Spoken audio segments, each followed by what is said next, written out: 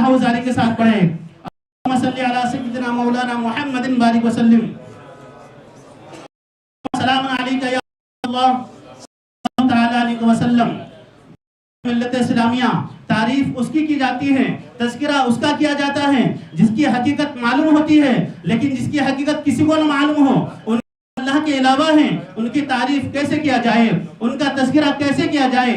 वो सबसे अजीम साथी अफजलुल बशर बादल जनाब फरमाते हो या अबा बकर लम याते हक़तन गैर रबी, कहे अबू बकर मेरे अबा मेरी हकीकत को तो जाहिर है जो अबू बकर सिद्दीक नहीं जानते हैं, उमर फारूक आज़म, मौला अली मुश्किल कुशा नहीं जानते हैं, जिब्राइल अमीन नहीं जानते हैं, तो फिर हम कैसे जान सकते हैं। और जिनकी हकीकत ना मालूम हो उनका तज़किरा है, मगर इसलिए नहीं बयान कर सकते हैं, इसलिए कि उनका तज़किरा करने वालों के फहरिस्त में कहीं हमारा नाम आ जाए, वरना हम कहाँ नय्यर फारा कहाँ, हम कहाँ आफ्ताब रिसालत कहाँ, हम कहाँ महताब नबूवत कहाँ, हम कहाँ और वो ज़ाते गिरामी कहाँ जिनके कदम इज्जत से कायनात इंसानी के आबरू वाबिस्ता है। दलील अज़मत इंसानियत है मोहम्मद मुस्तफ़ा इंसान कामिल। इजाज़त हो तो शाह पेश कर दूं, मेरे पहलू में है टूटा हुआ दिल। मैं उस हबीब रब्बुल आलमीन के बारगाह में अपना नजर अकीदत पेश करने के लिए कि किसी बात की बातें की जरूरत नहीं है, नजर फिर भी नजर है, अकीदत भी नजर हुआ करती है, वरना वो कहाँ और हम जैसा कहबे बया कहाँ, वो कहाँ और वो ज़ाते पाक कहाँ जिनके तज़किरे से पूरा कुरान भरा हुआ है, जिनका तज़किरा खुद परवरदिगार बड़े पुरशकू अंदाज से कुरान अजीम में महफूज फरमा दिया है। बरदाने मिल्लत इस्लामिया, मुझे अंदाजा नहीं हो रहा कहां से शुरू करूं और कैसे गुफ्तगू का आगाज करूं। बहरकैफ एक शख्स जो है हज के लिए थे, उन्होंने अपने बेटे से कहा मैं हज पे जा रहा हूँ, मुझे अपने बाग से बड़ी मोहब्बत है, मैंने गुलाब के पौधे लगा रखे हैं, लेकिन इस बात का ख्याल रखना कि गुलाब के पौधे सूखने ना पाए, मैं आऊँ तो इन पे खिलने का मौसम होगा, वो खिल रहे होंगे, मेरी निगाहों को ताजगी बख्शे होंगे। साहबजादे ने वादा कर लिया और मुकम्मल एहतियात के साथ बाप के हुक्म की रियायत की। हाजी साहब हज करके आते हैं, उनके गले पे फूलों का हार डाला जाता है, उनका इस्तकबाल किया जाता है। जैसे ही फुर्सत मिलती है बाप बेटे से पूछते हैं बेटे बाग का क्या हाल है, पूरा गुलशन महक रहा है, करीब से जाने वाले भी मुअत्तर हो रही है, चलो चलते हैं। जाते हैं और इंतहाई मोहब्बत के साथ एक बड़े से गुलाब पर हाथ रखते हैं और कहते हैं मेरा गुलाब। जैसे उन्होंने कहा मेरा गुलाब, जमीन चीख उठी, हज करके आए हो, इतना बड़ा जुल्म तो ना करो, ये तुम्हारा गुलाब कैसे हो सकता है, तुमने शाख मेरे सीने में चीर के लगाई थी, हमने उसकी परवरिश की है, या हमारा रिश्क की है, या हमारा गुलाब है। अभी जमीन ये कही रही थी कि अचानक हवाओं ने कहा हमने उसे झूला झुलाया है, उसे लोरिया दी है, यह हमारा गुलाब है। अबरे बारिंदा ने कहा हमने उसे गुस्ल दिया है, बारिश के जरिए से नहलाया है, यह हमारा गुलाब है। पूरी कायनात बल्कि सूरज पुकार रहा है कि हमने इसे दूध पिलाया है, जिसके बुनियाद पर इसके अंदर रंग बू सब कुछ पैदा हो गई है, यह हमारा गुलाब है। ये एक गुलाब है, हर शय एहसान जता रही है। हाजी साहब अपना एहसान जता रहे हैं, जमीन अपना एहसान जता रही है, बादल अपना एहसान जता रहा है, सूरज अपना एहसान जता रहा है, चांद अपना एहसान जता रहा है, शबनम अपना एहसान जता रही है। इसलिए कि एक गुलाब है, हर शय एहसान जता रही है। इसलिए कि जमीन पहले से है, हवा पहले से है, बादल पहले से है, चांद पहले से है, सूरज पहले से है, और जो चीज पहले से है बाद में होने वाले के एहसान जता रही है। इसलिए कि हर एक का एहसान जो है एक गुलाब के पौधे पर है, मगर पैगंबर आजम को सारी कायनात से पहले पैदा किया गया कि इनका एहसान हर एक पर हो, इनकी जात पर किसी का एहसान ना हो। अव्वल मा खलक़ल्लाहु नूरी, अल्लाह ने सबसे पहले मेरे नूर को पैदा किया, सारी कायनात मेरे नूर से है, और आका का एहसान कायनात के जर्रे जर्रे पर है, उनकी जात पर किसी का एहसान नहीं है।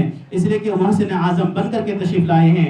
कुरान अजीम ने उनके एहसान को यूं बयान फरमाया, लक़द मन्नल्लाहु अलल मुअमिनीना इज़ बअसा फ़ीहिम रसूला।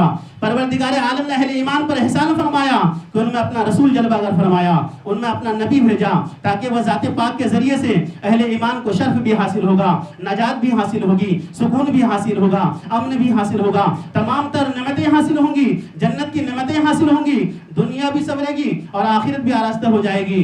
مگر حاجی صاحب نے دوسری غلطی یوں کی کہ اس پر تختی لگا دی, یہ میرا گلاب ہے, میرے گلاب کو کوئی چھونے کی کوشش مت کرنا, میرے بچے نے پروان چڑھایا ہے, ایام حج میں اسے میں یاد کرتا رہا ہوں, اس میں کہیں نبی کے مقدس پسینے کی خوشبو موجود ہوں گی, اس لیے تم چھونے کی کوشش مت کرنا. اب کوئی چھونے کی کوشش نہیں کر رہا ہے, خبردار اس کو میرے بچے نے پروان چڑھایا ہے. قریب کے راہگیر گزرتے رہے, ان کا جی چاہتا تھا کہ گلاب کے سرخ اور انتہائی نازک لبوں کو چھونے کی کوشش کی جائے, کوئی کلی توڑ دی جائے, مگر تختی لگی ہوئی تھی, کوئی چھونے کی کوشش نہیں کر رہا ہے. اس کو کوئی چھونے کی کوشش مت کرنا. پتا چلا کہ گلاب پر پابندی لگائی جا سکتی ہے, کلیوں پر بھی, پھولوں پر بھی, مگر جب نخت گلاب پھیلے گی اس پر کوئی پابندی عائد نہیں ہو سکتی. تو نبی کریم صلی اللہ تعالی علیہ وسلم ہمارے ہیں, یہ تو ہم اپنے طور پر سمجھتے ہیں, مگر جو بھی نبی کے مقدس اخلاق سے قریب ہوتا گیا ہے معطر ہوتا گیا ہے. آئیے میں سرور کائنات کی عظمت کے حوالے سے اس ذات پاک مقدس کتاب کے حوالے سے تذکرہ کروں کہ جس نے اپنے نبی کو منتخب بنا کر کے, مصطفیٰ بنا کر کے, عظیم بنا کر کے, عظیم تر بنا کر کے, سب سے افضل بنا کر کے مبعوث کیا. انسان تو انسان ہے, عام بشر تو عام بشر ہے. وہ انبیاء کرام جن کا مرتبہ اس کائنات میں سب سے افضل ہے. ہر نبی اپنے خدا کے انتخاب ہوتا ہے, مگر یہ ایسا انتخاب الہی کہ تمام انبیاء سے افضل ہے. آئیے میں قرآن پاک کی روشنی میں ذات پاک مصطفیٰ کے حوالے سے, ان کے وجود ناز کے حوالے سے, ان کے قد رانا کے حوالے سے, ان کے زلف معمر کے حوالے سے, ان کے زلف دوتا کے حوالے سے, ان کے لب اعجاز کے حوالے سے, ان کے رفتار کرم کے حوالے سے, ان کے سینہ اطہر کے حوالے سے تذکرہ کرو کہ جن کا تذکرہ مختلف انداز ہے.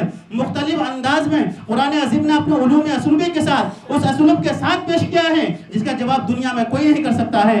باضابطہ زلف معمر کا تذکرہ واللیل کے ذریعے کیا جا رہا ہے, چہرے پاک کا تذکرہ والشمس کے ذریعے کیا جا رہا ہے. یہ شمس نہیں جو رخ مصطفیٰ میں گردے کر رہا ہے, بلکہ وہ شمس جس کی تابناکی اور جس کی عظمتوں کا جائزہ نہیں لگایا جا سکتا. وہ شمس جو قرآن کا شمس ہے, وہ چہرہ جو قرآن کا چہرہ ہے, وہ شمس جسے قرآن نے شمس کہا, وہ چہرہ جسے قرآن نے چہرہ کہا. ورنہ سرکار کا عالم تو یہ ہے, صحابہ کرام عیسیٰ عرض کرتے نظر آتے ہیں کأنی شمسی تجری فی وجدی. رسول پاک کا چہرہ ایسا ہے جیسے نور کے سمندر میں کوئی شے تیر رہی ہو. آقا کے چہرے میں سورج اس طرح جاری ہے جیسے نور کے سمندر میں کوئی شے تیر رہی ہو. آقا کا چہرہ نور کا سمندر ہے. قرآن عظیم نے خود نور کہا ہے, قد جاءکم من اللہ نور و کتاب مبین, تمہارے پاس اللہ کی طرف سے ایک نور آیا اور روشن کتاب. برادران ملت اسلامیہ, حضرت آدم سے لے کر کے سرور کائنات محمد رسول اللہ صلی اللہ تعالی علیہ وسلم تک ہر دور میں انبیاء کرام تشریف لائے, ہر زمانے میں انبیاء کرام تشریف لائے, ہر عصر میں انبیاء کرام تشریف لائے, یہاں تک کہ سرور کائنات صلی اللہ علیہ وسلم خاتم النبیین بن کر کے, آخری رسول بن کر کے آئے, آخری پیغمبر بن کر کے آئے, آخری نبی بن کر کے آئے. اب ان کے بعد کوئی نبی نہیں ہوگا, اب ان کے بعد کوئی رسول نہیں ہوگا, اب ان کے بعد کوئی پیغمبر نہیں ہوگا. نہ ذلی نبی ہوگا, نہ بروز نبی ہوگا, نہ متبع نبی ہوگا, نہ مقلد نبی ہوگا, نہ پرتو نبی ہوگا, نہ اخص نبی ہوگا. کسی طرح کی کوئی نبوت نہیں ہوگی. سرکار خود ارشاد فرماتے ہیں خاتم لا نبی بعدی, میرے بعد کوئی نبی نہیں ہوگا. برادران ملت اسلامیہ, سورہ قلم میں رب تبارک و تعالی اپنے محبوب صلی اللہ علیہ وسلم کی شان عظمت بیان فرمائی. شروع کی آیتیں ہیں, قرآن میں اللہ تبارک و تعالی ارشاد فرماتا ہے وَإِنَّكَ لَعَلَىٰ خُلُقٍ عَظِيمٍ. اے محبوب, ہم نے آپ کو اعلیٰ اخلاق پر پیدا کیا. اے محبوب, ہم نے آپ کو اعلیٰ اخلاق پر بنایا. تیرے خلق کو رب نے عظیم کیا, تیرے خلق کو رب نے عظیم کیا, تیرے خلق کو رب نے جمیل کیا. کوئی تجھ سا ہوا ہے نہ ہوگا شہا, تیرے خالق کے حسن و ادا کی قسم. برادران ملت اسلامیہ, اعلیٰ حضرت فرماتے ہیں کہ رب کعبہ نے حضور صلی اللہ علیہ وسلم کو جو حسن دیا ہے وہ سب سے زیادہ بہتر, اور جو اخلاق دیا ہے وہ جیسے اخلاق کسی کو نہیں ملے. وَأَحْسَنَ مِنْكَ لَمْ تَرَ قَطُّ عَيْنِي وَأَجْمَلَ مِنْكَ لَمْ تَلِدِ النِّسَاءُ خُلِقْتَ مُبَرَّأً مِنْ كُلِّ عَيْبٍ كَأَنَّكَ قَدْ خُلِقْتَ كَمَا تَشَاءُ. ایک صحابی رسول نے بارگاہ رسول میں عرض کیا تھا, اے آقا صلی اللہ علیہ وسلم, آپ سے زیادہ حسین و جمیل میرے آنکھوں نے دیکھا ہی نہیں, بلکہ آپ سے زیادہ حسین و جمیل کسی ماں نے جانا ہی نہیں.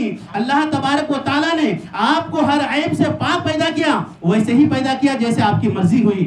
یہ رسول کریم صلی اللہ علیہ وسلم کو اعلیٰ اخلاق پر بنایا گیا, اعلیٰ اخلاق پر پیدا کیا گیا. یہ بات کب کہی گئی تھی؟ کفار و مشرکین میں کچھ گستاخی رسول ایسے بھی تھے جو آپ کو مجنون کہتے تھے. مجنون کہتے ہیں پاگل کو, یعنی جس کا دماغ سلامت نہ ہو. آقا کریم صلی اللہ علیہ وسلم کے قرآن کی آیتیں سن کر کے آپ کو کہتے تھے وقالوا مجنون، انہوں نے مجنون کہا۔ اللہ تبارک و تعالی نبی کریم صلی اللہ علیہ وسلم پر جب بھی کوئی بات آئی، ڈیفینس ایسا سخت ہوا، ایسا سخت دفاع ہوا ہے کہ صرف میرے آقا کی شان ہے کہ انگلی اٹھائے کوئی جواب رب دے رہا ہے، انگلی اٹھائے کوئی جواب رب کی طرف سے آتا ہے۔ کئی آیتیں ہیں آج تک ہم تلاوت کرتے چلے جا رہے ہیں، آج تک ہم تلاوت کرتے چلے جا رہے ہیں۔ گستاخی ایک مرتبہ کی ہوگی لیکن لعنت اس پر قیامت تک ہوتی رہے گی۔ برادران ملت اسلامیہ، ابو لہب نے کہا تھا کہ محمد صلی اللہ علیہ وسلم کیا آپ نے ہم لوگوں کو اس لیے بلایا؟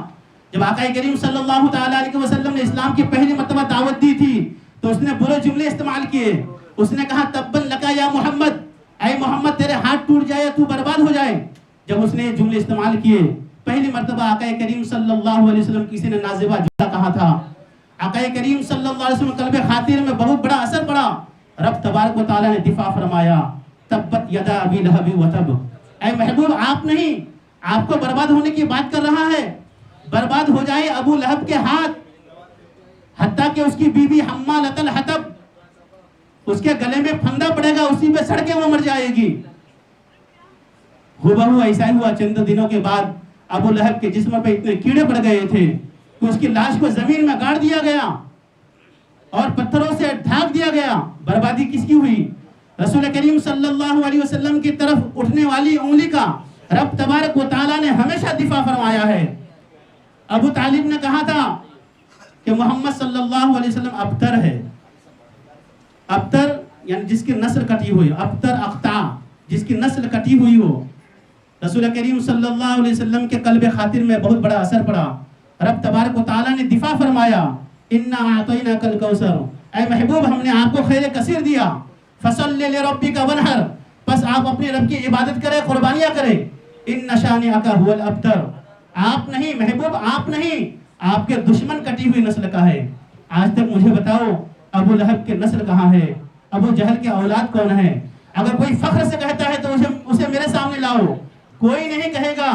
آج کتنا بھی بگڑا ہوا انسان کیوں نہ ہو جائے، وہ اپنے نسب کو ابو جہل اور ابو لہب کی طرح منسوب نہیں کرے گا۔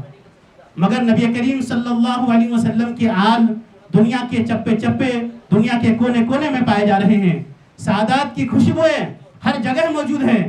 ابھی فی الحال مولوی وسیم رضوی نے ایک کتاب لکھی محمد، اس میں 87 انہوں نے اسلام پر، قرآن پاک پر، حضور کے ازواج مطہرات پر 87 الزامات لگائے۔ اسی کتاب کا دفاع ہمارے پیر و مرشد حضرت علامہ مولانا مفتی ابراہیم عاصی صاحب نے کیا اور دنیا کو بتا دیا کہ مذہب اسلام کل بھی حق پر تھا، آج بھی حق پر ہے اور کل تک حق پر رہے گا۔ اسلام کی فطرت میں قدرت نے نشر دی ہے۔